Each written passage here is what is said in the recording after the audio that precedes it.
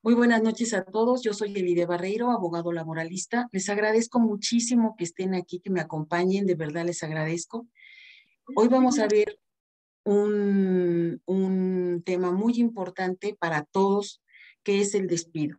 Cómo manejar el despido, cómo enfrentarlo y al mismo tiempo de estas emociones tan tremendas, tan absorbentes, tan absolutas en nuestro cuerpo, tenemos que llevar a cabo acciones jurídicas porque tenemos que poner a salvo nuestro patrimonio y tener la mente clara para saber si este despido es conforme a la ley y nos están despidiendo de la manera correcta.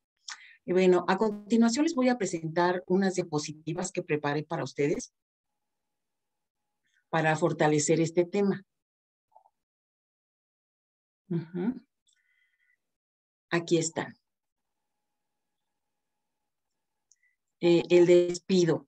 ¿Cómo enfrentarlo? Los trabajadores, esto nos dice la ley, los trabajadores solo podrán ser suspendidos o cesados por causa justificada. ¿Dónde están las causas justificadas? En los términos que dice la ley, están en la Ley Federal del Trabajo.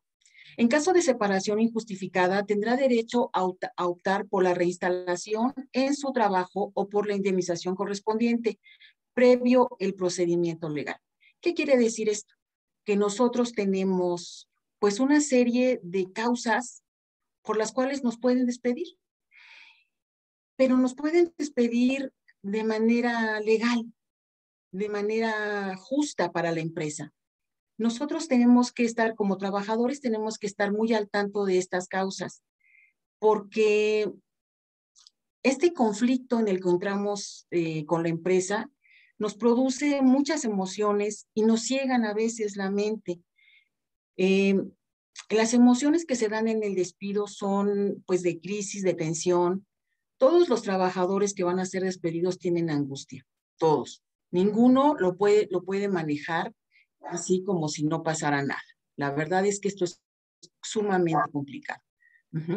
Déjenme ponerla acá abajito para que no estorbe. También da como resultado el proceso de despido, aunque nosotros sigamos en funciones, porque la empresa muchas veces nos pide que nos quedemos 15 días o que entrenemos a la persona que nos va a sustituir, una muy baja concentración, mucho nerviosismo y una irritabilidad constante en los trabajadores. Y por supuesto apatía en el trabajo. ¿Por qué? Porque los trabajadores, yo lo he visto, tienen un sentimiento de baja autoestima, de que no valen para la empresa y de que son considerados trabajadores malos o conflictivos. Debemos tener cuidado con estas percepciones porque no son reales. Entonces, al mismo tiempo de las acciones legales que tenemos que llevar a cabo para protegernos, también debemos de manera cercana visualizar esto. Muchas veces las causales o las causas que no están en la ley, son producto de problemas económicos de la empresa, malos manejos de la empresa, que le hacen al trabajador pensar que es por su culpa y no es así. La extinción del contrato de trabajo supone la finalización de la relación laboral que se había creado entre la empresa y el trabajador. Desde el momento de la extinción de esta relación laboral, el trabajador deja de estar vinculado jurídicamente con la empresa y la empresa cesa en sus obligaciones para con el trabajador. ¿Qué significa esto? Las obligaciones de la empresa son muchas y muy variadas y todas se terminan en el momento del cese, del despido, ya sea justificado o injustificado. Y una de las más importantes que a los trabajadores les inquietan es la falta de los servicios médicos y que se interrumpen los pagos de sus créditos de Infonavit y de sus aportaciones a las AFORES. Esto es algo sumamente importante, sobre todo para la gente que tiene pues estas obligaciones. He tenido asuntos y yo he llevado asuntos de trabajadores que la empresa ha dejado de pagar antes de despedirlo ya 6 meses el crédito Infonavit. Esto le es un problema enorme al trabajador y también viola sus derechos. las causas del despido. Tenemos aquí 4 causas que son las más importantes. Hay muchas otras, pero las más importantes son estas. Los hechos objetivos, como la muerte, la incapacidad o la jubilación del empresario o de la empresa. Se muere el dueño de la empresa o el dueño del negocio y no hay accionistas y se decide terminar con él. La muerte, jubilación o incapacidad del trabajador. Si el trabajador ya no puede prestar sus servicios, ese es inminente. Hay causas por las cuales el trabajador deja de prestar sus servicios y debemos estar atentas a ellas. Lo vamos a ver un poquito más adelante. La extinción de la personalidad jurídica de la empresa. ¿Qué significa esto? Pues que la empresa puede cambiar de dueño, puede cambiar de giro, puede cambiar de muchas maneras, puede haber fusiones y escisiones. Y con estas, dejar al trabajador fuera de ella. Aunque también algunas de estas formas están fuera de la ley. No se debe, si la empresa es vendida, por ejemplo, o si está en un concurso mercantil para hacer su finiquito, no se puede despedir a los trabajadores de una manera arbitraria. Todo lleva un procedimiento jurídico. La trabajadora víctima de violencia de género. Ahorita en nuestro país, afortunadamente, ha entrado con fuerza las leyes que protegen la violencia, las leyes que protegen a las personas de la violencia. Entonces, la violencia de género es muy importante porque nuestro país, el machismo y ahora el feminismo y todas estas corrientes ideológicas, pues lo tienen permeado. Y las actitudes de la gente, de todos los trabajadores, están inmersas en estas creencias, en estas maneras de ver la vida, de relacionarnos entre seres humanos. Y dentro del último de los hechos objetivos está la fuerza mayor. Cuando se hace completamente imposible que los trabajadores sigan prestando sus servicios a las patronales. También las causas pueden ser muchas y muy diversas. Por ejemplo, que se extinga la materia del trabajo como en las minas, o que sea prohibido el trabajo como lo estábamos prestando. Es el caso de los trabajadores que estaban prestando sus servicios para empresas de limpieza, subcontratados, y se hace ahora imposible llevar a cabo estos servicios. Cuando las causas son entre acuerdo de empresarios y trabajadores, el mutuo acuerdo de las partes, o sea, que el trabajador y el patrón se ponen de acuerdo, terminamos la relación laboral, se da este despido. Las causas consignadas válidamente en el contrato. ¿Sí? Cuando nosotros tenemos un contrato de trabajo y dentro de él tenemos un listado de causas por las cuales estamos aceptando que se termine la relación laboral, es una de las causas más frecuentes del despido. Y cuando se termine el tiempo convenido en la realización de la obra o del servicio que ha sido contratado. Este también es una de las más frecuentes. Cuando las causas son atribuidas al trabajador, como por ejemplo cuando por su voluntad el trabajador abandona la empresa o abandona el trabajo, también se da el despido. Y dentro de este despido por causas imputables al trabajador está el incumplimiento grave de las obligaciones. Cuando un trabajador no quiere apoyar a la empresa dentro de las actividades para las cuales fue contratado, la empresa tiene derecho a terminar la relación de trabajo y el trabajador también tiene derecho a decir ya no quiero seguir trabajando. Y cuando dentro de la voluntad del empresario hay un despido colectivo, ¿se puede dar? Claro que sí. Sin embargo, este despido colectivo tiene reglas muy severas. La legislación mexicana tiene una amplia legislación en estos casos y siempre debe tener causales de ley.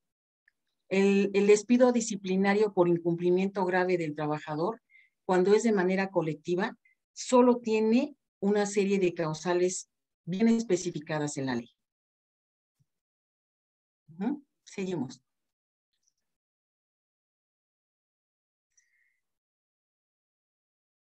Para los trabajadores, el despido significa la pérdida de su fuente de ingresos y es algo sumamente importante para las familias mexicanas. Y ante esta situación, todos los trabajadores tienen miedo, porque el futuro es incierto en México. Nosotros no tenemos una economía tan fuerte como para que podamos afrontar una temporada sin un empleo. Y también la inseguridad ante el mercado laboral, que es muy competitivo y es incierto, hace que los trabajadores tengan pues mucha presión emocional enfrente de ellos. Estas causas tienen un gran impacto. Este impacto se refleja en las familias, se refleja en la vida entera del trabajador, dejan de dormir, se preocupan. Y lo más importante es que deben empezar a poner acción en esto, ¿no? Miren, en la extinción del contrato de trabajo, cuando se basa en dichos objetivos, es de lo que estábamos hablando hace un segundito. ¿En qué caso se puede omitir la indemnización constitucional? La ley marca 15 casos para un despido justificado. En el artículo 47 de la Ley Federal del Trabajo nos habla de que cuando el trabajador engaña al patrón por actos de violencia cometidos en el horario laboral y dentro de las instalaciones de la patronal, daños y perjuicios materiales al equipo o las instalaciones.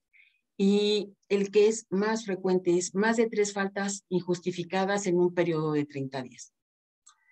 Quiero mencionar todas estas causas porque es importante que los trabajadores sepan que la patronal tiene, las empresas tienen obligaciones, pero también los trabajadores. Los trabajadores tienen obligaciones que se tienen que hacer cumplir.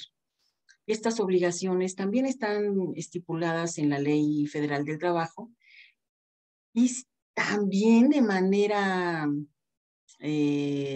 extra, todas las empresas tienen códigos de conducta, códigos de ética que los trabajadores al momento de ser contratados aceptan, firman.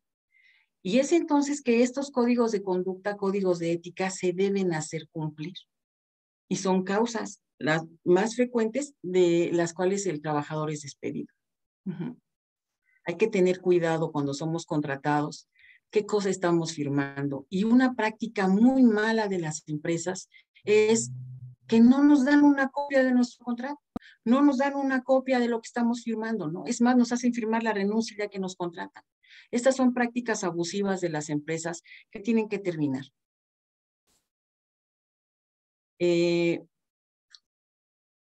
Cuando dentro de estas causas objetivas de terminación de la relación laboral, el trabajador fallece, es porque el trabajador ya no está.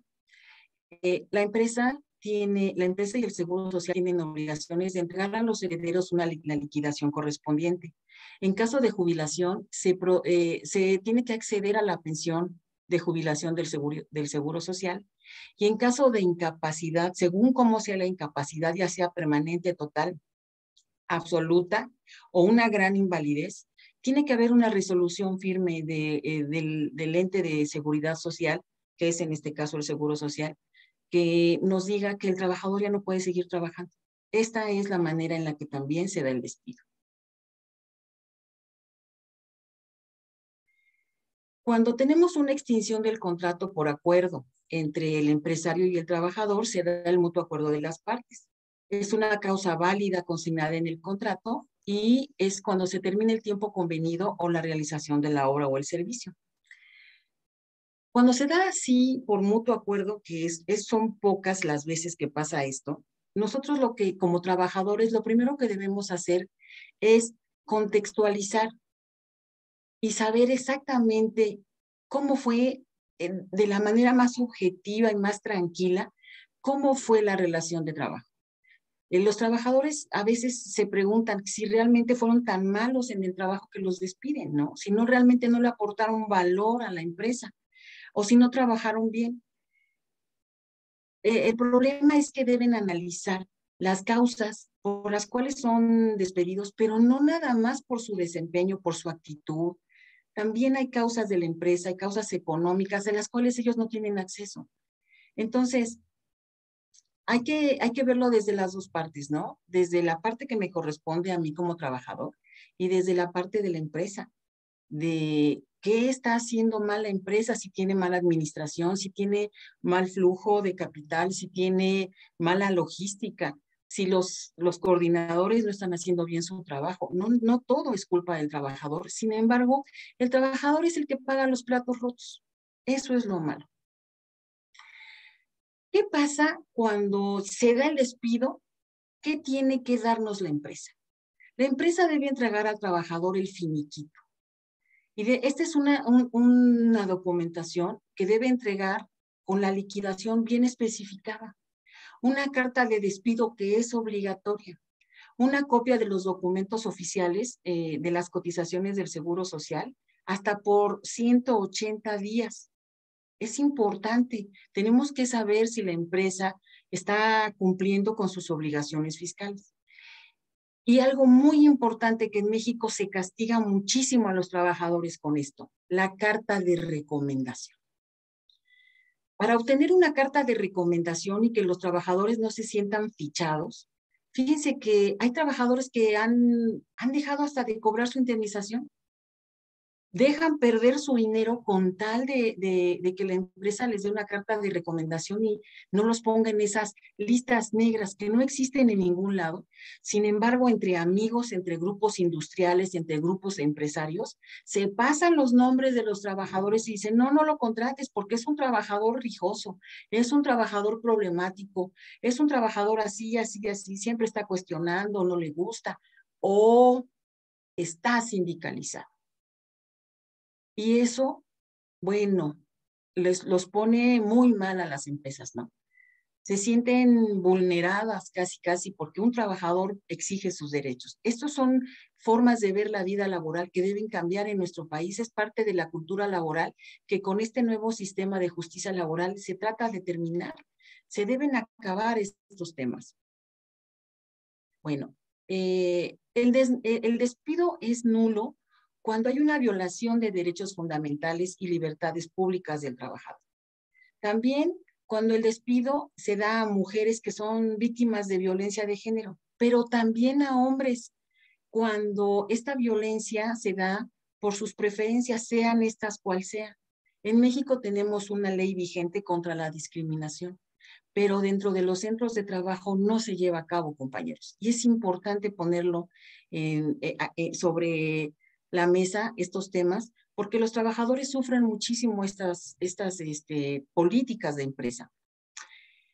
También es nulo el despido cuando se da durante la lactancia, las enfermedades causadas por un embarazo o la maternidad o la paternidad.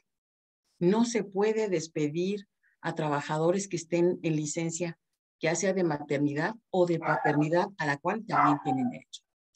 Los despidos a los trabajadores en los 9 meses siguientes a la suspensión de su contrato por reducción de jornada o cuidado de hijos o familiares, o excedencia por cuidado de familiares. ¿Qué es esto? Cuando nosotros tenemos licencias por enfermedad, no se puede despedir a los trabajadores en estas circunstancias. Y cuando es nulo de pleno derecho el despido, cuando es un despido colectivo y se realiza un fraude en la ley. La consecuencia a todos estos actos que llevan a cabo las empresas, las patronales en nuestro país, es una readmisión obligatoria del trabajador y se tiene que abonar todos los salarios caídos, independientemente de que los jueces o los presidentes de junta nos otorguen una indemnización por los daños.